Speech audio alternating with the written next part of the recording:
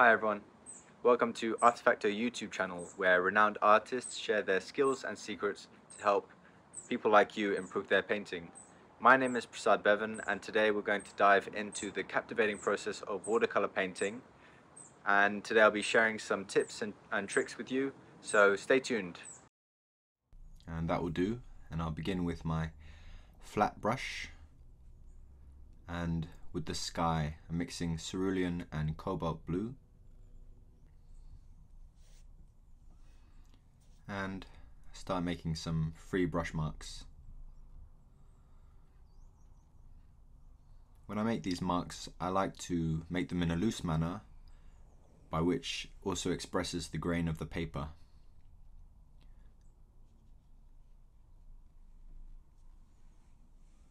And just determining the shape of this cloud.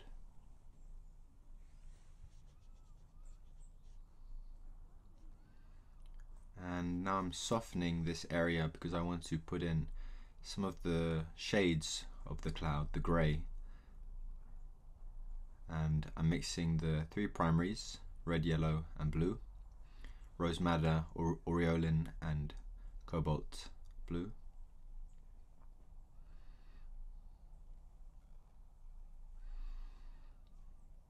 And really, you can spend a lot of time mixing. You should keep mixing until you're pleased with the mixture. And I want to get a cool grey.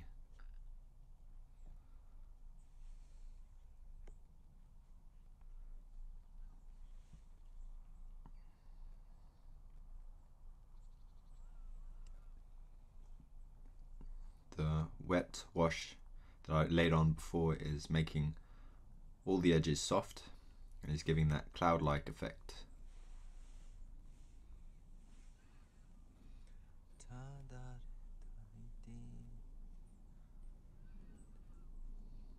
And I just lose some edges in there.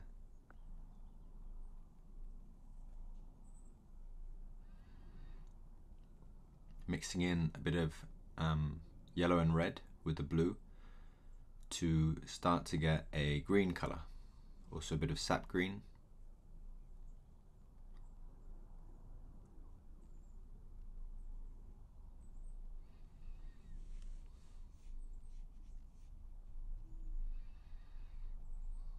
I like to start my initial washes light and then build up the darkness as the painting progresses. And keeping the brush strokes loose and free.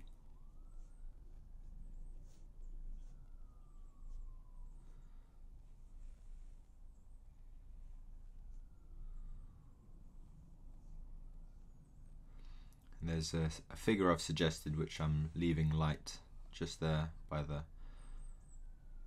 horizon.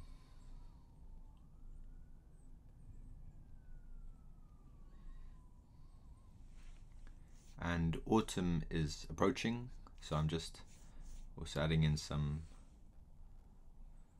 yellowish red for the fields and some splashing for effects.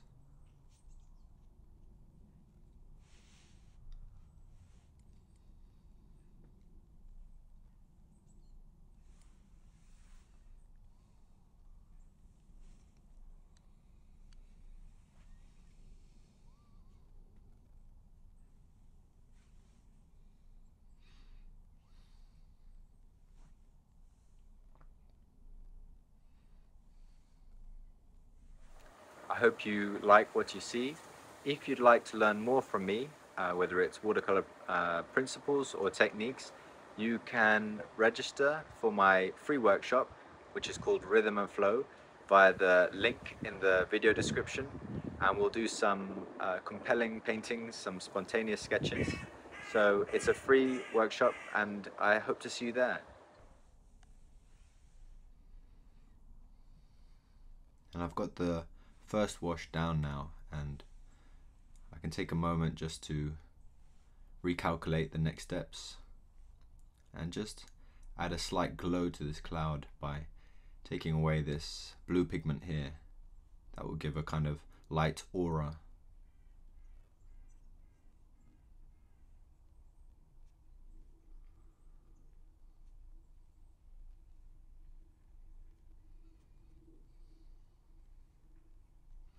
just using a thirsty brush, which is slightly wet,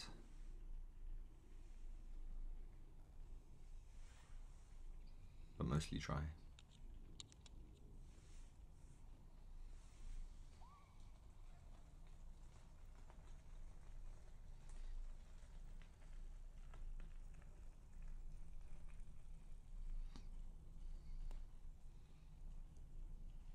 I'm going for a darker green, mixing in some brown. It's a warm green color.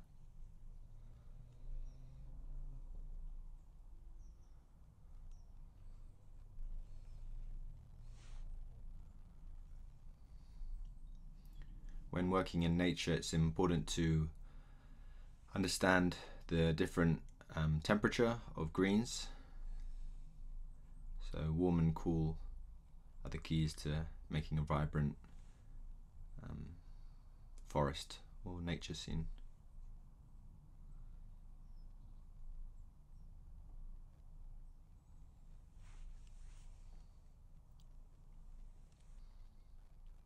Mixing a bit of sepia, burnt umber, sepia, ultramarine and sap green to get an even darker green, and it's veering towards warm because I'm adding more brown. And then if I need to neutralize it a bit more, I can add blue in.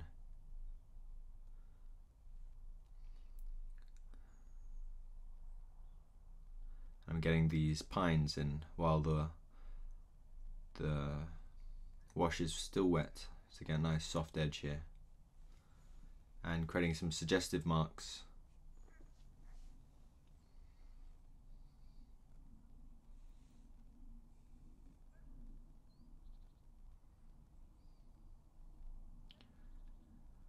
And trying to keep this interesting.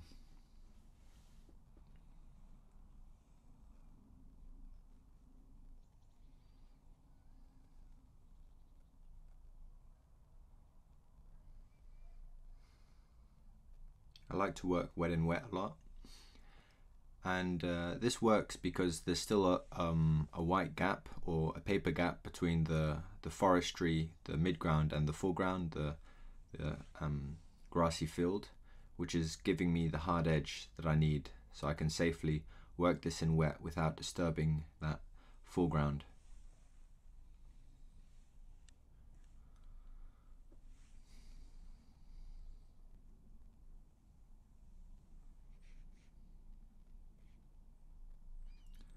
And working in some of this oak, these oak trees over here.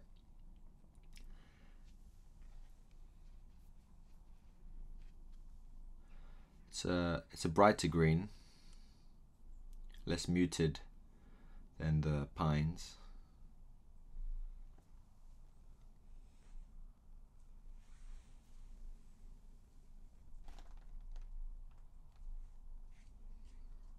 And here I'm going to get a hard edge.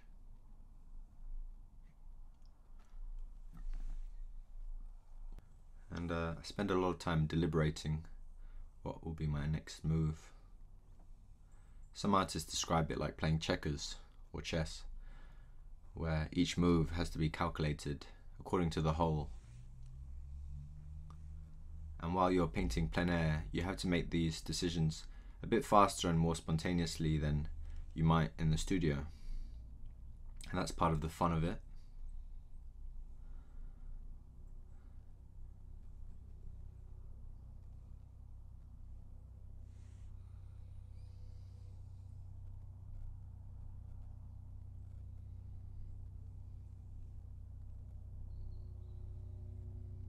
I'm working in a darker tone.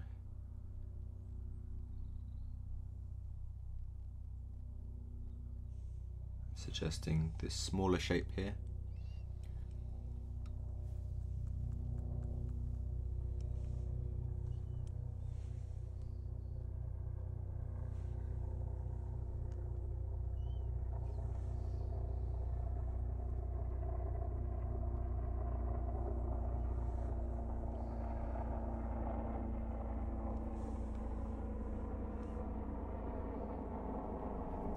More deliberation.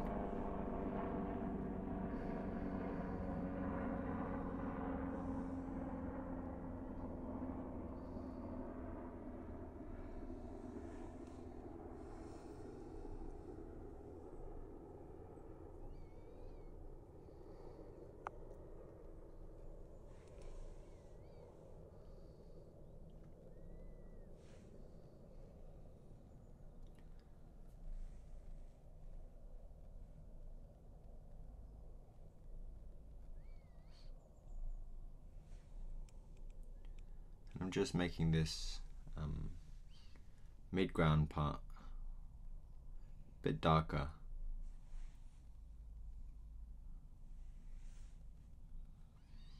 Nature is so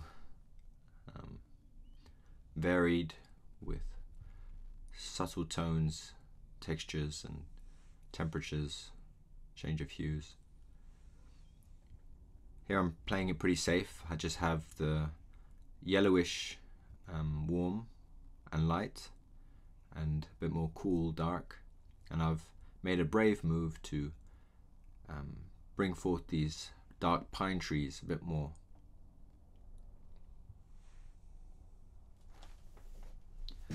That will add a bit more tonal contrast, and I'm just creating these suggestion of shapes where the wash is still dry.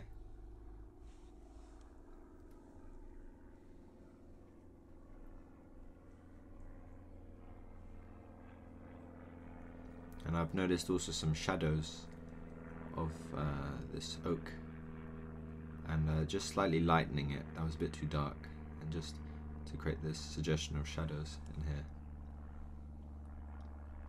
So it's a slightly lighter tone than the pine trees.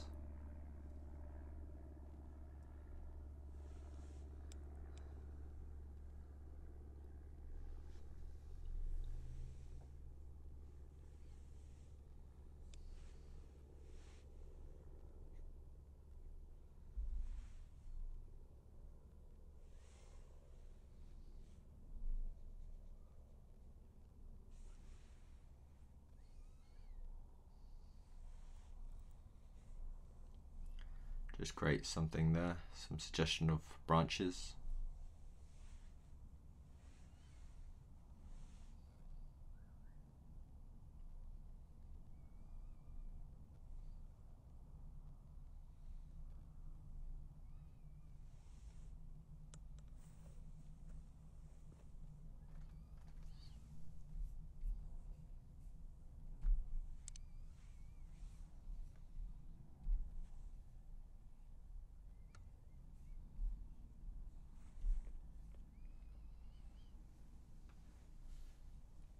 And now I'm checking the foreground, see if I can add a bit more marks to suggest some more lines to draw the viewer into the painting.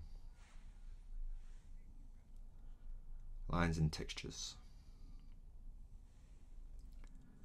And maybe suggest something there, some kind of leaf shape.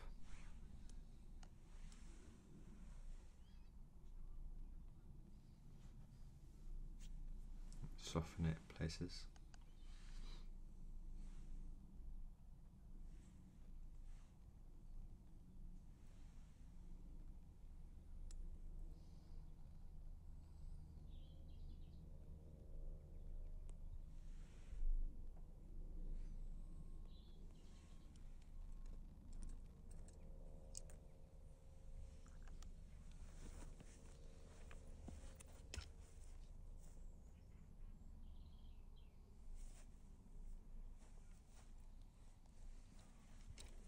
And I've decided to let it dry slightly, so I'm just waiting, or just deliberating. The beauty about working plein air is that, at least in England, the conditions allow the paint to stay wet for fairly long, because England is a very rainy country. In other countries it might not be the case, but perhaps that's why watercolor, well, England is described as the home of watercolor, because of its the workable conditions of humidity. And now with a wet brushstroke, a rigger brush, I just suggested some light branches, and I'm also starting to work in these small shapes of the figures.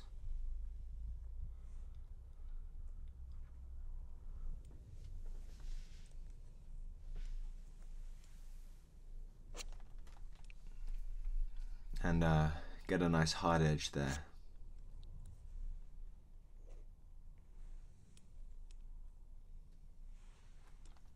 add a bit of texture.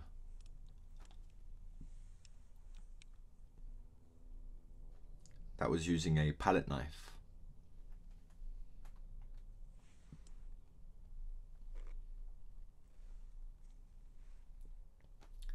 And there's a bench behind these two figures, which I'm just going to suggest with this palette knife.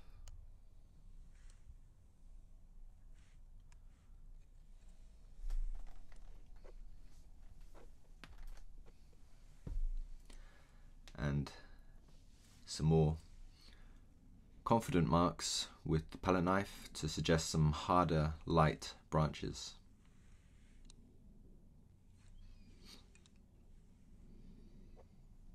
The softer white marks are suggestive of light trunks in the background, and these harder white marks are suggestive of sharper trunks closer to the viewer.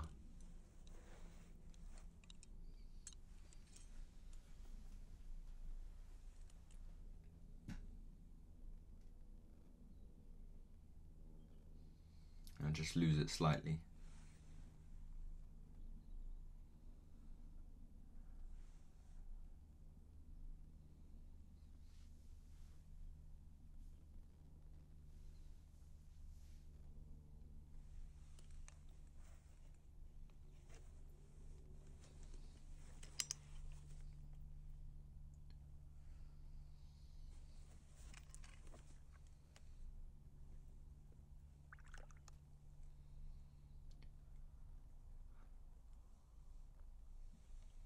Just decided to do something to this lightness here and just tone it down slightly with some light yellow reddish hue to suggest the tree a bit more, and leave some white sparkles just to suggest light flickering across it.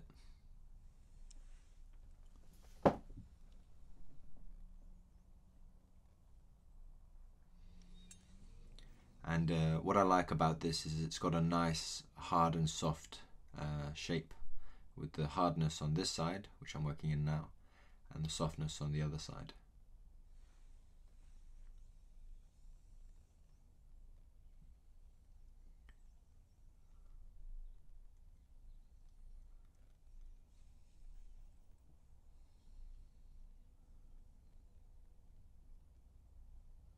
Well, the softness is not as soft as it was. It's a bit more clearly a roundish tree shape now.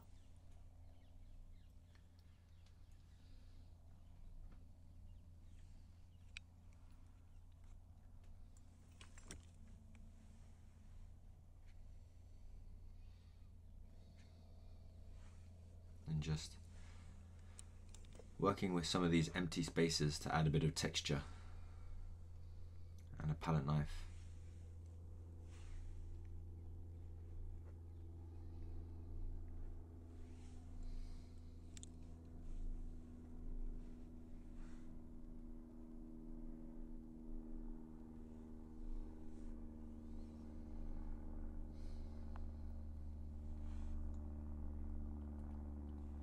Suggesting some dark tree branches, tree trunks.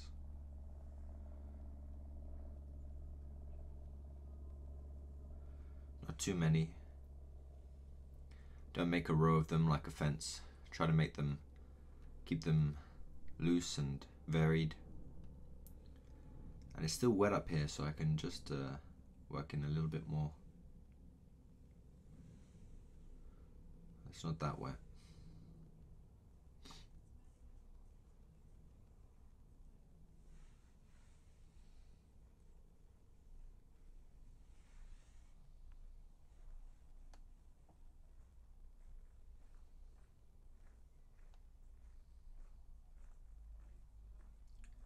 Few branches up here.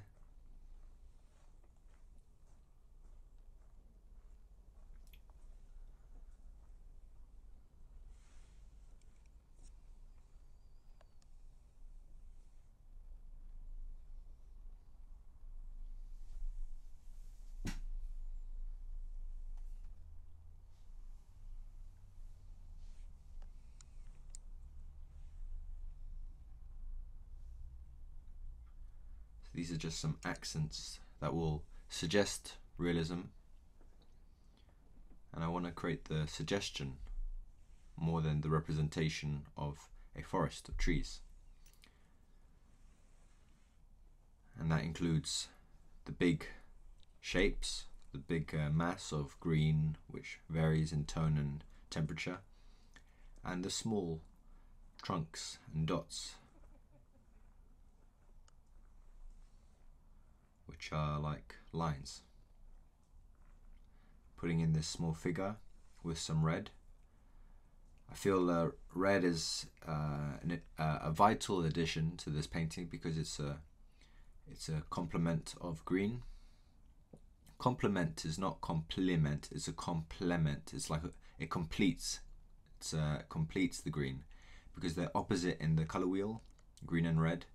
So they will complete each other by neutralizing each other. If you mix green and red together, they make a gray. So colors that complete each other neutralize themselves. Our natural eyesight needs this gray. If you look at something black and then close your eyes, you'll see a white shape because your eye is working to recalibrate back to normal gray. So, and if you look at a red square for too long and you close your eyes, then you will see a green square. So this creates this nice complement to the green. And a bit of blue, warm and cool, why not? And it's just suggesting a bit of detail with the under part of the fence.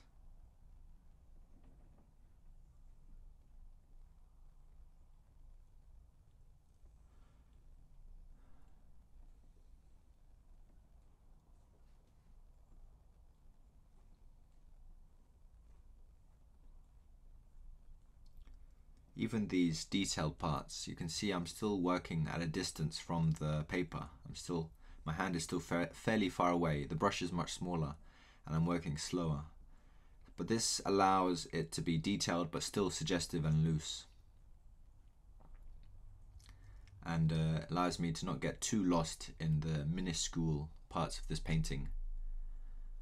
Each detail should be made with the sense of the whole. That's why I always like to keep a little bit of distance between myself and the paper. It helps me to not get too involved.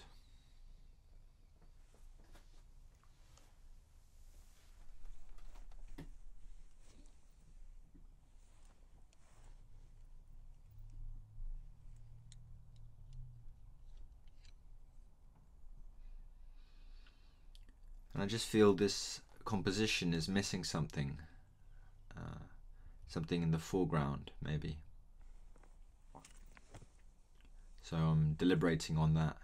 And yes, I'm decided to make a bold step, this diagonal movement towards our figures. Now I've determined the focal point and put it in. I need to use the compositional elements, shapes, to guide the viewer's eye to that point.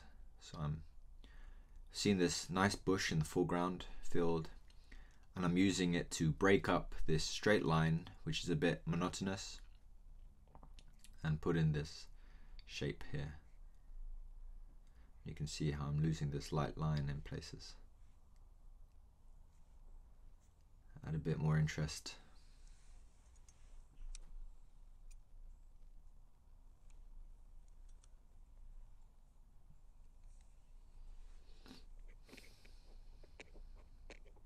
And it's wet, but I'm working in some details with this palette knife.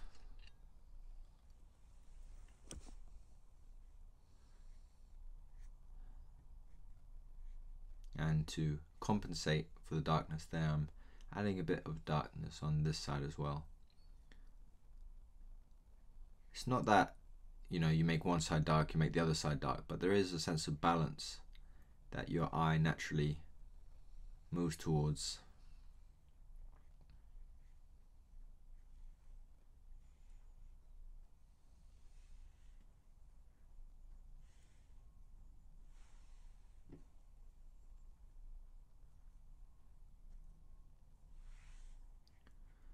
going darker, much darker, to suggest some shapes in the wet wash. It's never too dangerous to add more dark when it's wet, because it will just naturally bleed in and create this nice effect.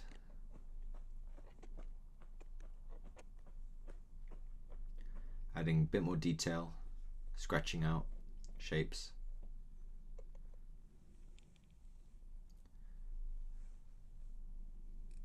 Textures.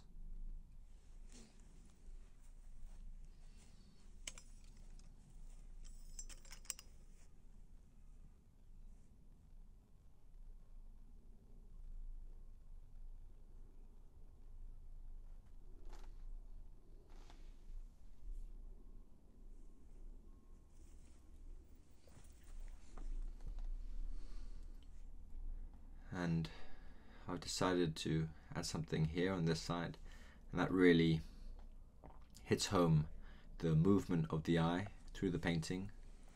You move in from the left diagonally up into these lovely figures, which are set against a textured forest of green hues, green, warm and cool hues.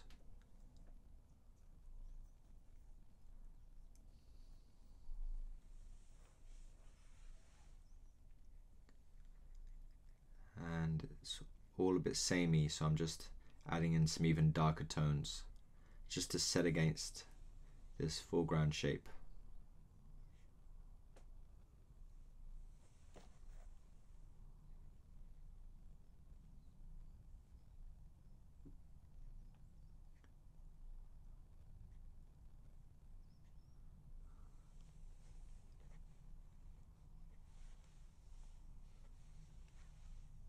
Using my finger in places.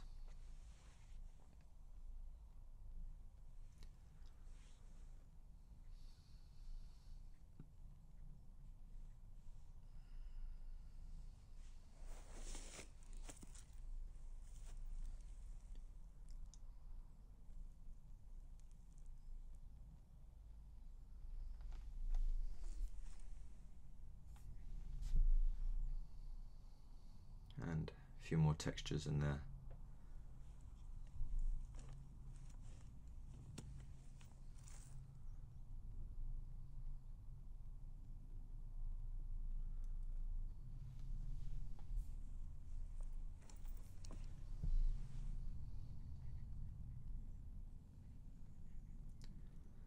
And even darker suggestions of shadowed areas in this foreground bush.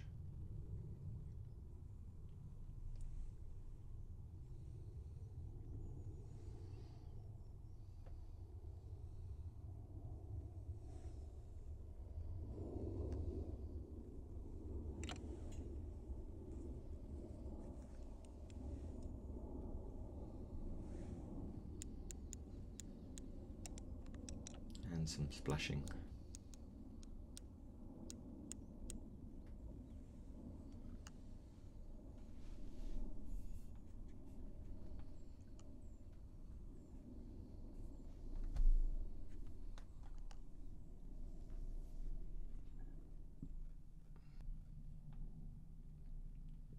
And voila, I've finished this piece, I believe. Maybe I'll make some slight adjustments with some of the edges, but we're there. I hope you enjoyed the painting, and see you next time. I hope this video was helpful for you. Please subscribe to our YouTube channel, where we will assist you in this wonderful journey of art towards mastery. And yeah, if you liked what you saw, please click the link in the video description and you'll see way more. Thank you so much. Bye-bye.